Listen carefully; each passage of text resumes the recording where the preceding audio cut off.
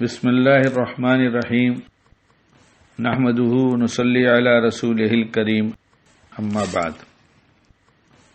حضرت لقمان حکیم کا قول ہے کہ 3 باتیں جس میں پائی گئیں اس کا ایمان مکمل ہو گیا۔ اللہ کرے ہمارا بھی ایمان مکمل ہو جائے۔ کسی کو اگر آسودگی حاصل ہو تو وہ آسودگی اسے غلط اور بری چیز کی طرف نہ لے جائے، یعنی بہت خوشحال ہے، ہر طرح کے آرام کے نقشے اس کے پاس موجود ہیں، لیکن اس کے بعد بھی وہ غلط اور بری چیز کی طرف نہیں جاتا۔ اور اگر کسی کو غصہ آئے تو وہ غصہ اسے دائرے حق سے باہر نہ لے جائے۔ قدرت کے باوجود جو چیز اس کی نہ ہو اس کی طرف ہاتھ نہ بڑھائے۔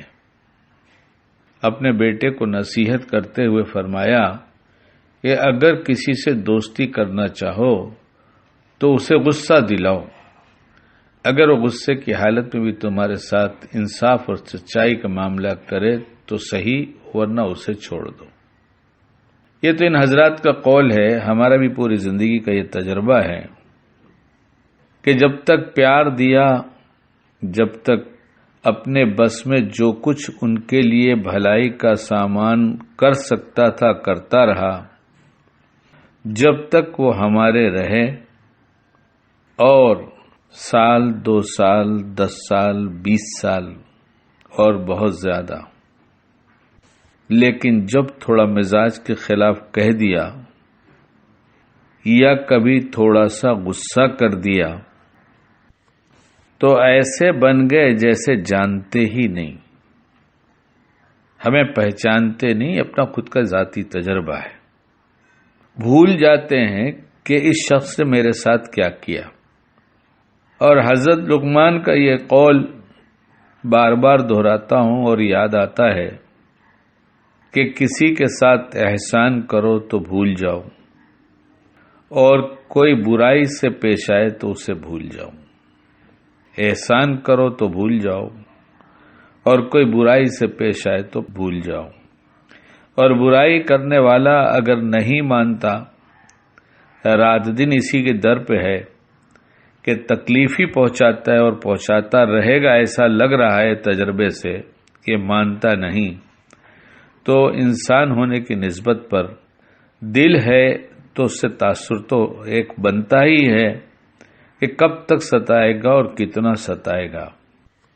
تو یہ کب تک اور کتنا جب یہ سوچ میں 1-2 دفعہ آ گیا تو شیطان اس کی کوشش کرتا ہے کہ بار بار اس سوچ کو اور بڑھائے تاکہ اس سے بدلے کے لیے کچھ کیا جائے۔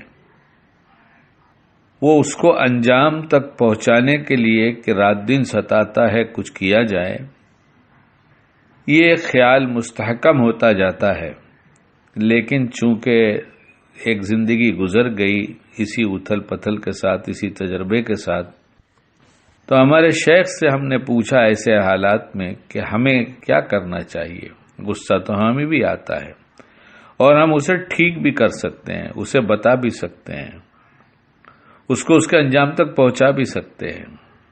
تو ہمارے شیخ نے فرمایا جب کوئی معاملہ پیش آئے اللہ کے حضور پیش کر دو، اگر تم صحیح ہو تو شکر ادا کرو، اور اگر غلط ہو تو توبہ کر لو، اور اس کے ساتھ تم کچھ مت کرو۔ اگر واقعی وہ تمہارے ساتھ برائی سے پیش آ رہا ہے تو اس کی برائی اسے برے انجام تک پہنچا دے گی، اس کی برائی اسے برے انجام تک پہنچا دے گی، تم کچھ مت کرنا۔